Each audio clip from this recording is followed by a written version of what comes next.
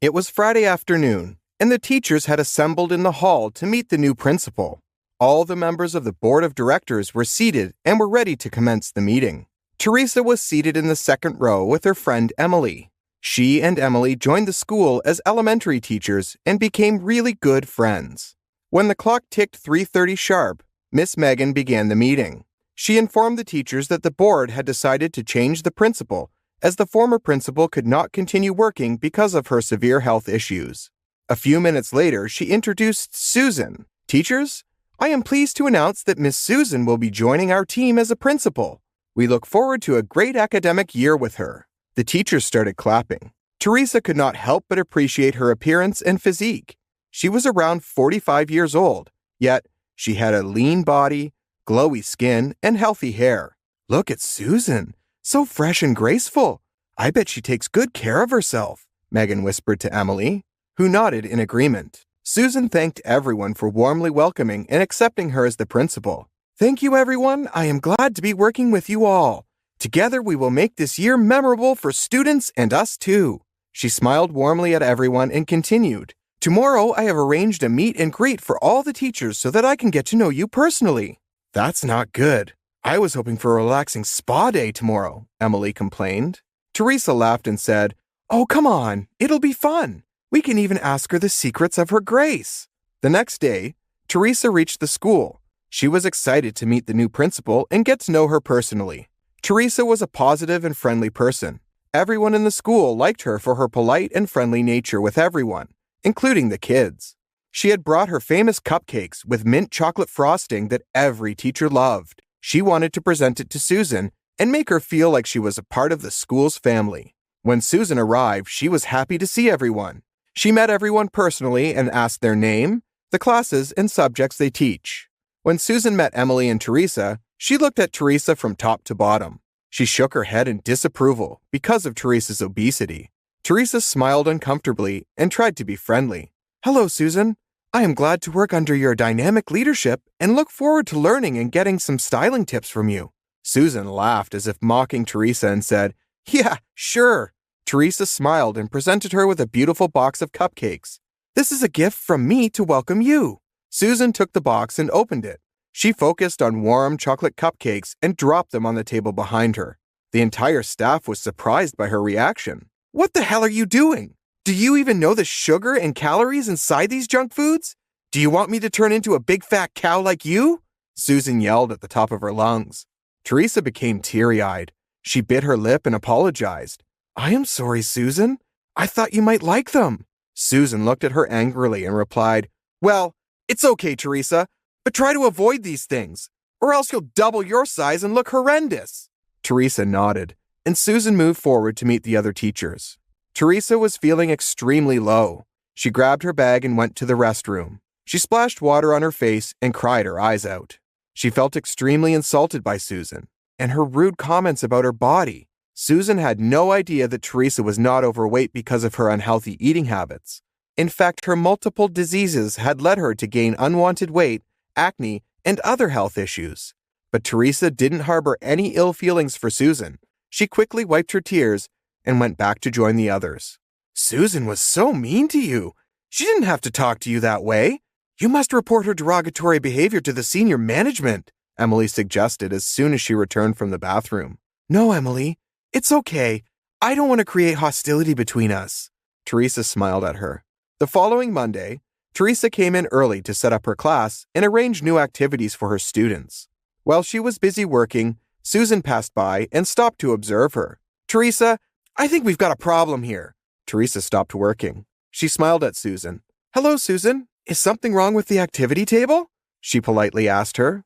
Susan rolled her eyes and angrily replied, Nothing is wrong with the activity table. It's fine. The problem is your dress. Susan furrowed her brows and looked at her dress. It was a floral summer dress with nothing too revealing. The dress looks too tight on your bulky body. You shouldn't wear it to school. Look for something loose according to your body, or hit the gym. Susan snarked at Teresa. Susan, I cannot help with my weight because of my health issues. You see, I have hypothyroidism and PCOS. Teresa tried explaining her condition to Susan, who rolled her eyes and walked away. Teresa understood that Susan hated her because of her appearance. but there was nothing she could do. She loved her job and being around kids. Teaching the kids had helped her forget about her several miscarriages and a stillbirth. Susan continually bullied Teresa because of her weight. She would leave no opportunity to mock Teresa and ridicule her in front of other teachers and sometimes in front of students. All of this was taking a toll on Teresa's mental health. She became more nervous around Susan. Her anxiety touched the sky, and she used to dread coming to school. Her friends and colleagues suggested that she resign, but she was not ready to leave the school where she had given 6 years of her life. Why should I resign? I have amazing friends here, and teaching is my passion. It breathes life into me.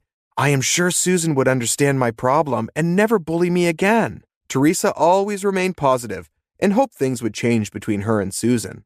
But she was soon proven wrong, and she received her termination letter from the school.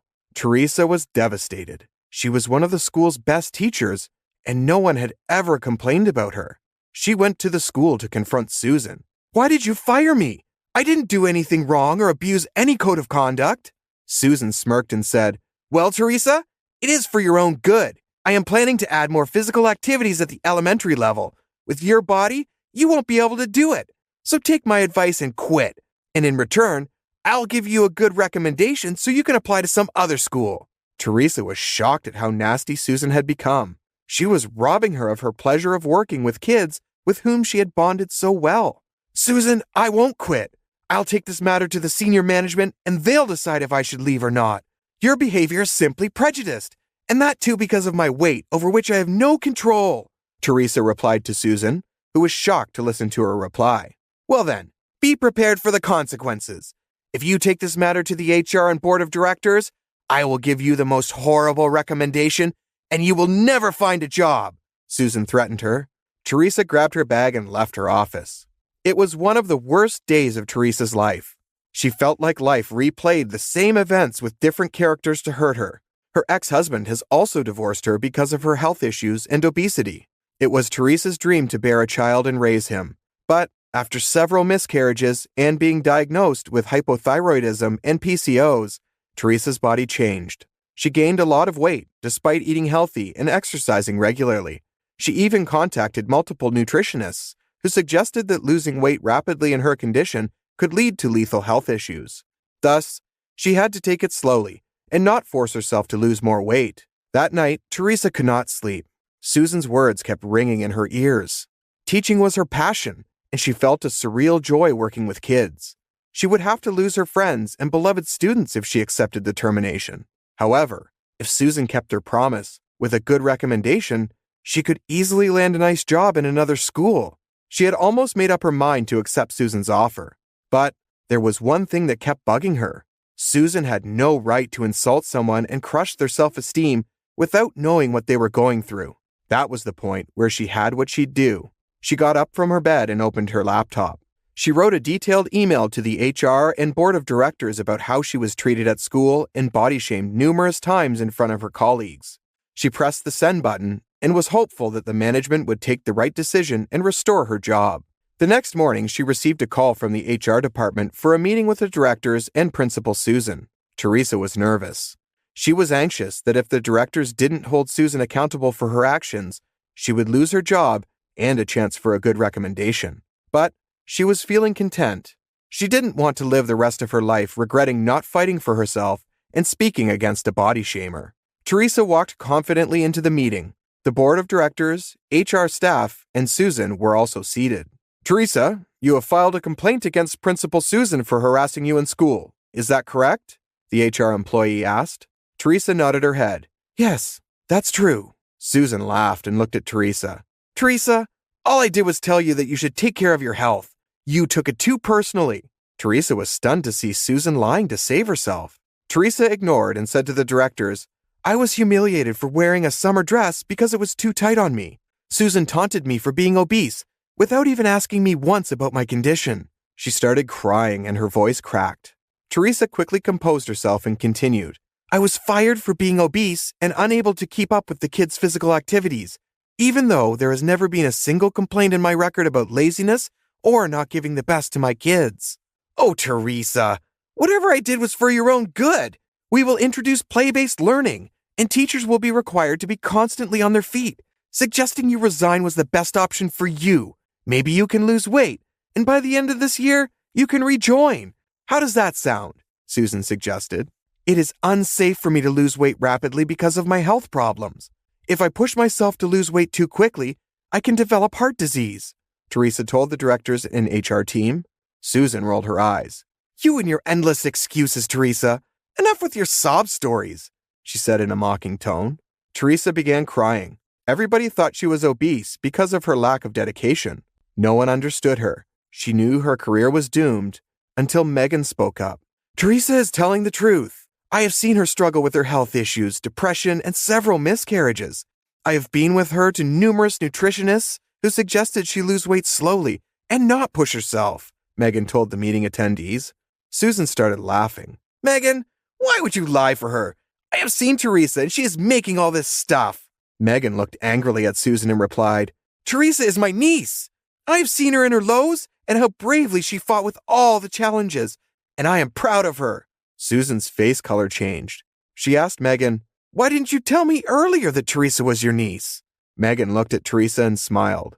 She then looked at Susan and said, Teresa wanted me to keep her health issues and personal problems a secret. She didn't want to be hired because of being my niece. Her aim was to land a job based on her skills and passion for teaching. And throughout her employment period, she went above and beyond for her students. Her students love her. Every person in the room was silent as they were shocked to learn about the relationship between Megan and Teresa. The HR team asked Susan and Teresa to leave as they wanted to discuss the matter. A few minutes later, they announced their decision. Miss Susan, according to our decision and statements from the staff members, you are fired because you were mean and insensitive to the teacher. Your employment period ends as of today. Miss Teresa can continue to her job, and we are sorry for the emotional damage Susan caused you. Teresa wiped her tears and felt immense joy for speaking up against a toxic woman who made her life miserable. She was happy that she took a stand for herself and set an example for others, never allowing anyone to body shame her. Elizabeth took the usual route back from her work to her house. The London streets were cold enough already. While her torn socks were doing no help in keeping her warm, she was wrapped in old shawls filled with patches as white fog blew out her mouth. Taking a basket of bread home, she was sure her younger siblings would be more than happy to see her with food. Rarely did they get freshly made bread at this hour. It was a delight to have food for the family. Summers brought weakness with the heat and lack of food, while winters were expensive because the town's poor people had to arrange warmth alongside food. She knocked on the door of the little house across the corner, and the wooden door opened in no time. "Lizzie's home!" the young blonde girl called out to the entire house, which had only one room and a lounge to spend their days in. Everybody gathered in the lounge quickly to welcome her. She was the family's bread earner. Two twin boys 8 years old came running out of their bedroom, where the mother had tucked them in. "Bread, Lizzie? Where did you get that from?" The mother greeted the boys. "Bakery round the corner, ma'am. Gave me a few pennies extra today," she replied with a smile as the kids around her made their way to the dining table. How delightful. May she gain health again. Lizzie's mother prayed joyously for her madam. She took the bread basket out of her hand and placed it on the dining table. Elizabeth hung her coats and scarves on the holder and went to the restroom to freshen up. They saved up little loaves for her, dividing the bread among the other 4 children. Elizabeth worked as a caretaker for the old lady around the block. She was ancient and could not even eat or move on her own. There were no children, heirs, or caretakers of Mrs. Walker. Her wealth was known to many people, as she was always careful about trusting no one. Yet she trusted Elizabeth, knowing that she had no interest in Mrs. Walker's wealth and only cared for the bit she could earn for her family with loyalty.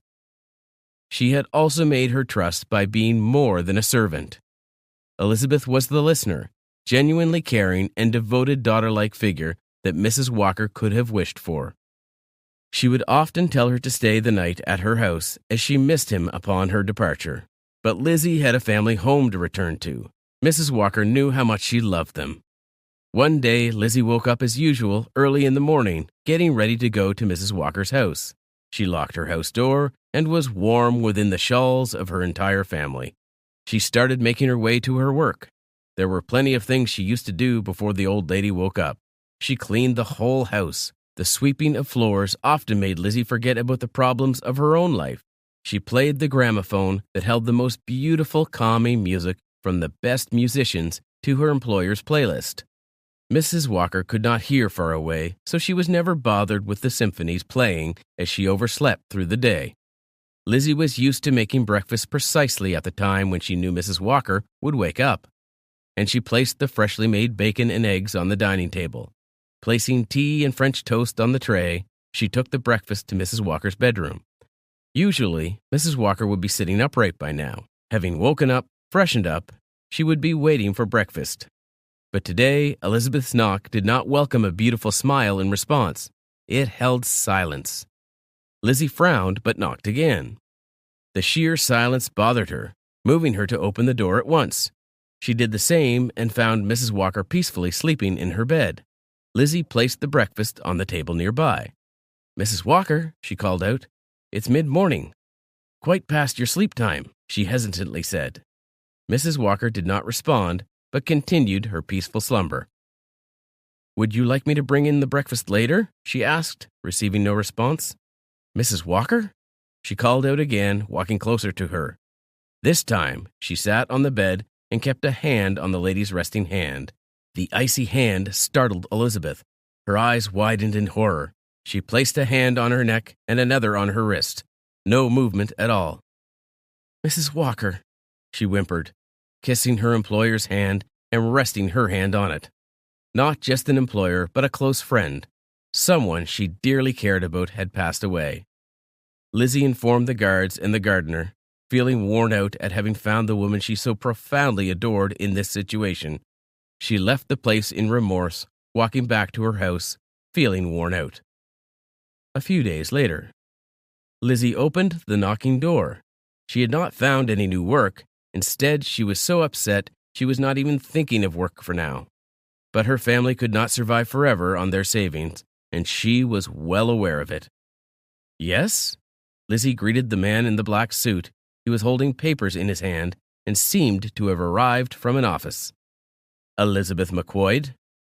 "Yes," she responded with a slight frown. "I have some information for you," the stern man replied from within his heavy mustache. After sitting only 10 minutes with the man in her tiny lounge, she was left speechless. He had given her information that she did not know how to process. She only knew that her days had gotten rough after the demise of Mrs. Walker, but she did not know her departure was to bring her such news. "You're telling me she inherited all her wealth?" Elizabeth questioned with wide eyes. "Yes, all her wealth, to you," Mrs. Walker's lawyer informed Elizabeth of her query.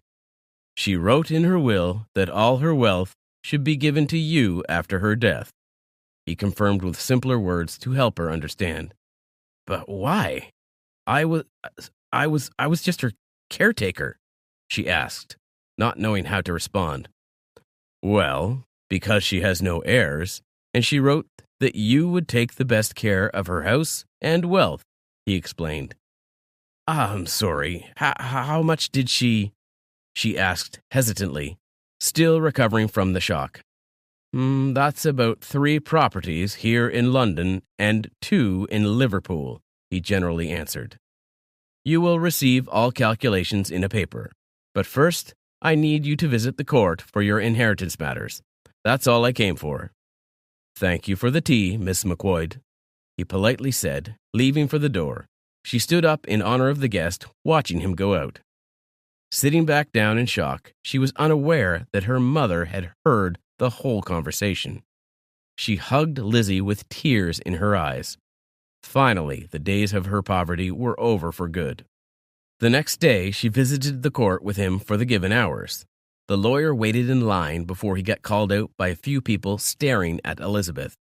She soon could feel the environment and the lawyer's facial expressions change. She knew something was wrong. They appeared before the judge as he called on them and showed him the documents. Upon questioning by the judge, the people staring at Elizabeth earlier got up. "My clients are the true heirs of Mrs. Walker, Here are the documents proving the same. Another man, looking like the lawyer presenting them, said, giving the judge's clerk the documents. As quickly as the dreams were made, Elizabeth could see them falling apart. She looked at the people, uncertain whether she even had the right to the wealth she claimed. They got out of the courtroom, and Mrs. Walker's lawyer looked at young Lizzie, perplexed at the situation. I do not believe them, nor does the judge. Their papers seem to be fraudulent, the lawyer sternly replied. She could not understand a word. The days for her were as unreal as they could get. What now? She questioned him for guidance. The middle-aged man looked furious at the situation that had risen in front of him. We'll fight the claim, he replied with determination. The thought of Lizzie's family flashed back. She had to take care of them. She could not get herself caught up in the mess of court issues. I can't. I'm too weak for this, she whispered, looking down. There was no one in eternity she could build confidence to visit the courtrooms regularly, fight issues, and people who came questioning her. You are the only person she wanted to have the wealth. I can't be disloyal to my client, not even when she's no longer with us. He looked at her. The lawyer's loyalty gave rise to fire in Elizabeth. She questioned herself about becoming disloyal to her employer now that she was dead. Elizabeth, you are my only family. Lizzie recalled the words once spoken by Mrs. Walker herself.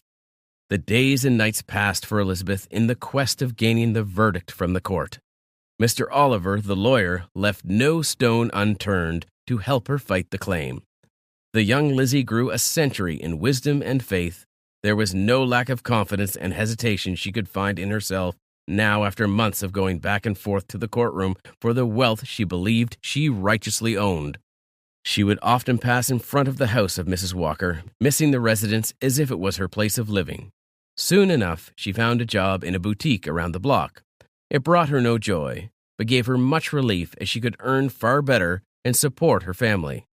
What do you think will happen today? Mr. Oliver questioned, piling his papers in the courtroom. It was the last day of their hearing, and the verdict was supposed to be announced today. Whatever happens, I'm sure Mrs. Walker would be happy we put up a fight, she smiled, looking at him. That's the spirit. He patted her head. She had lost a dear lady but found a friend in Mr. Oliver who truly supported her and whose loyalty she could vouch on. She knew no matter what happened, he had her back.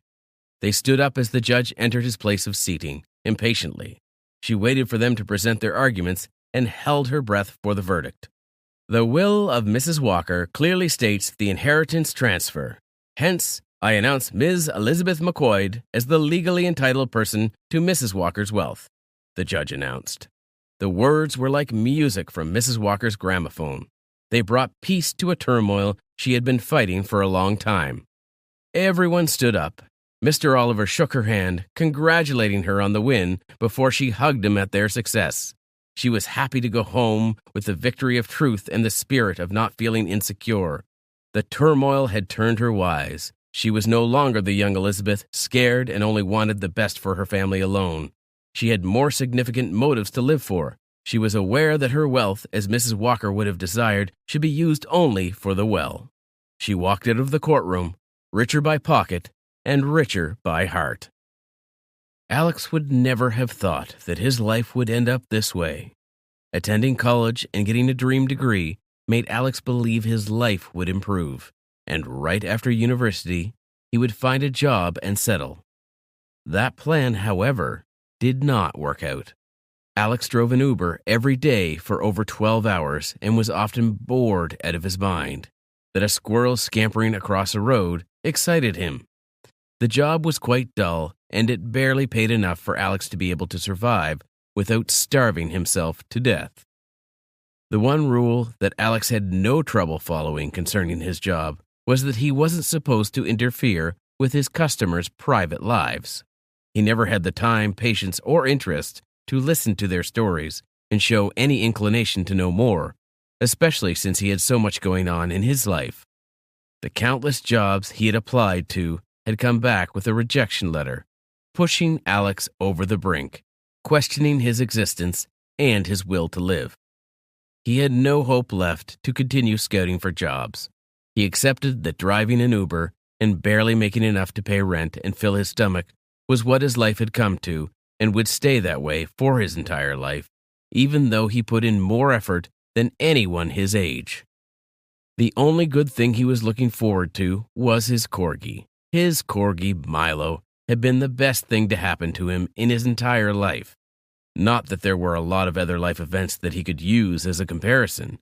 His family had died in a car accident when he was just 13, resulting in him having to jump from one foster home to another until he was 18 and had enough money to get an apartment. It wasn't an apartment you would find in a magazine. It was a run-down block of old buildings with more walls with moss than he had ever seen in his life. He lived in the apartment for 7 years, not having the financial freedom to shift to another place that would be slightly better than the dumpster. One night, as the rain beat down on the dark streets with dimly lit streetlights that cast an eerie glow, distorting the road, his lonely life flipped. Like any other day, Alex drove through the city picking up customers, trying to portray himself as a happy-go-lucky guy and dropping those people off at destinations he wished were his final home. The entire day had been exhausting. His morning started with a rude customer who thought they had the right to treat Alex like he was below them. Unless he wanted to lose his job, Alex couldn't do much except listen and try to respond as calmly as he could. Alex couldn't wait to go home and sleep on his couch until he had to wake up and continue the tedious process again. However, the last ride of the day changed his plans. Not just for the day, but for his life. He had been waiting to pick up the customer and drop them off at their location without indulging in a conversation. He had developed the habit of tapping his index and middle fingers on the steering wheel as a distraction.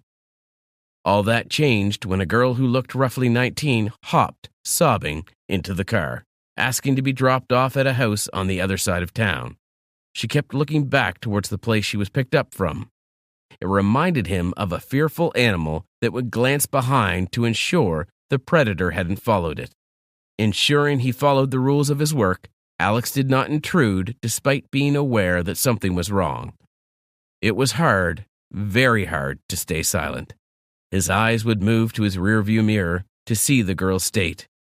"He hit me again, Lily. I can't do it anymore. I don't know how much longer I can handle all of this." The girl sobbed into her phone. Her hand trembled with fear. Every word she uttered after that had Alex hooked, and he couldn't help but eavesdrop once he had gotten a good look at how she shivered when she spoke. All he wanted to do was give her the warmest hug he could muster and tell her everything would be okay.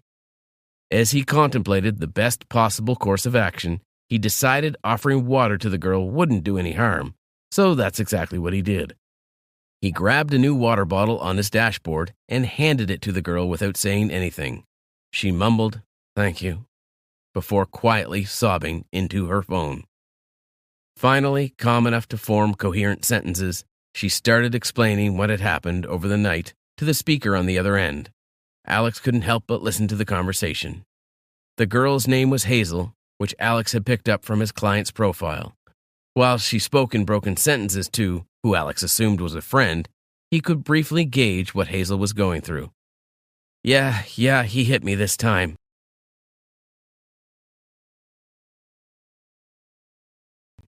"I know, you did warn me. But what am I supposed to do, Lily? He's my father. I can't just abandon him."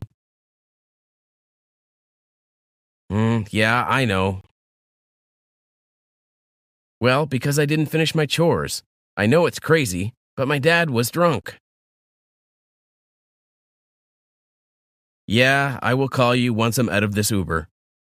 She seemed shaken up by the events that played out, and Alex saw Hazel take deep breaths, trying to calm herself, and was a little satisfied to know that it was working.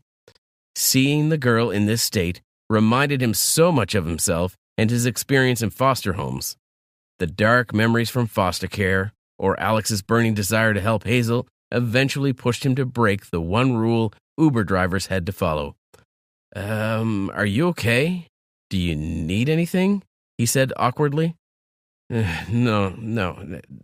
Nothing," she stammered. And Alex didn't know if it was fear or the overwhelming amount of emotion she was going through. I'm sorry, but I couldn't help but overhear your conversation. I'm okay, just a little shaken up. Life at home isn't the greatest. And it got unbearable tonight. I had to leave, Hazel replied, sighing deeply, and for a moment, no one spoke. Alex wasn't sure if she would continue, and it seemed like Hazel was trying to calm her nerves by drinking the entire bottle of water Alex had given her. After a few moments, Alex decided to break the silence by asking her if she wanted to confide in him, while letting her know he understood what coming from a broken family felt like, and maybe having someone who's gone through similar experiences listen would help. Alex seemed to be weighing the pros and cons of this, her eyes darting from her hands to Alex, until she finally sighed and nodded. My mom died a year ago in a car accident. She was on her way to pick me up from cheer practice when a truck rammed into her, and she passed away right there. I guess my dad decided to blame me for her death, considering she was coming to pick me up. Honestly, sometimes I think he's not wrong. Alex noticed that Hazel's breath rate started getting quicker. He motioned for her to drink water while telling her to take deep breaths. Hazel continued with her story once she had taken a few deep breaths to regulate her breathing. Over the months, he started getting aggressive towards me and made me clean the house and do chores for him that was never up to his expectations. It seems as if he's turning the grief of my mom dying into anger and directing all of it towards me. With tears running down her face, she told Alex how her dad used to be a nice, gentle guy and never expected him to turn against her. Hazel's knuckles went white as she crushed the empty bottle in her hand when she moved on to how abusive her father had become in the last few months. They continued to converse about how she dealt with all of this until they reached her location. Before getting out of the car, she thanked Alex for listening to her, and at that moment, Alex made a decision that changed his and her life. He asked Hazel for an address where they could send each other letters so that he could make sure she was safe. Exchanging addresses, Hazel got out of the car with a smile, her chest feeling light. It seemed as if both of them developed a sibling-like relationship where Alex felt the need to protect Hazel as if she was his little sister. And Hazel felt comforted by Alex, just like she imagined she would feel if she had an older brother. Unfortunately, she was an only child and had no siblings to support her. They started exchanging letters weekly, with Hazel giving Alex the details about her school life, her cheer competitions, and her life at home. Alex made sure to reply to every single letter, cheering Hazel on and motivating her to keep going, even though the situation at her house worsened over time. It gave both of them a sense of peace to know they had another person they could rely on in times of need. It was almost like an intermission, just a few seconds of light in their lives. But like all good must come to an end, their brief period of happiness was crushed when Hazel's father found out about the letters. I'm so stupid, Hazel thought when she came home to realize that she hadn't picked up the letters in the mailbox before leaving for school. Now her dad sat on the sofa in front of the door with the letter she had received this morning opened on the table in front of him, along with all the other letters she had kept in her drawer. He sucked in air through gritted teeth, a sign he was furious. His cheeks were flushed red from the multiple drinks he had had. What is all of this, Hazel? Who is this man you're talking to? All she could do was fall to her knees, apologizing and crying for forgiveness. She knew her dad was more furious that she had told someone else about his actions, and now he would never let her send another letter again. When her dad returned to his room, Hazel picked herself up from the floor, went to her room, and started packing her bag. She sent what she believed to be her last letter to Alex. Alex, this isn't an ordinary letter. My dad found out about the letters we have been exchanging, and now I will never be able to send another one again. This will be the last one.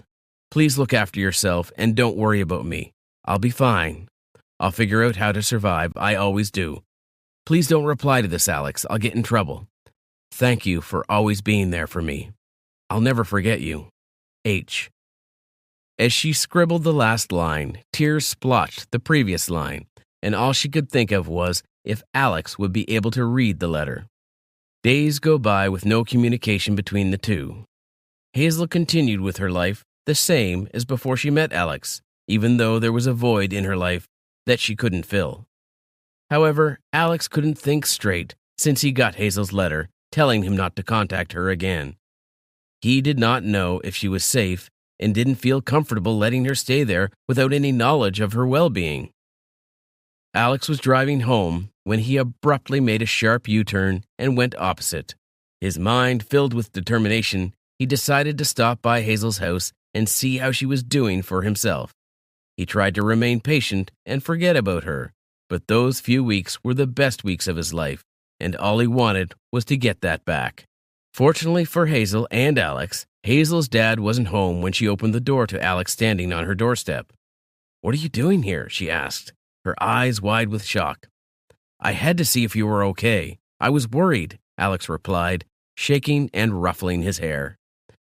Hazel invited Alex inside since her dad was going to be out late and explained every detail of what had happened the day her dad found the letters. "It got bad. I don't think I can go through it again. That's why I decided to stop sending any letters. I'm sorry for making you worried." Alex felt a sense of anger wash over him as he realized what Hazel, someone he considered his younger sister, was going through while living here. "You must leave, Hazel. It's not safe for you to stay here." He convinced Hazel to leave the house, going to the spare house that she went to when they first met. It took a while to get the point across, but Alex understood how scary the situation might be for her and gave her time to decide while he prepared tea for her. "Okay." A voice echoed through the house and reached him. Hazel had agreed to escape this broken home. Alex helped her pack her bags while she wrote a note for her dad, explaining that she could no longer live here and needed to leave to keep herself sane. Settling in the passenger seat of his car, Alex managed to drop Hazel off at her new house. She got off with the promise that she would continue writing, letting him know she was okay. That night, as Hazel lay in bed without her father looming over her, threatening her with death, she felt at ease, knowing that someone loved her. Alex lay on his couch, and for the first time in so many years, he slept with the happiness that someone was out there who cared for him. Even if his life hadn't gotten better financially, there was someone who was emotionally there for him.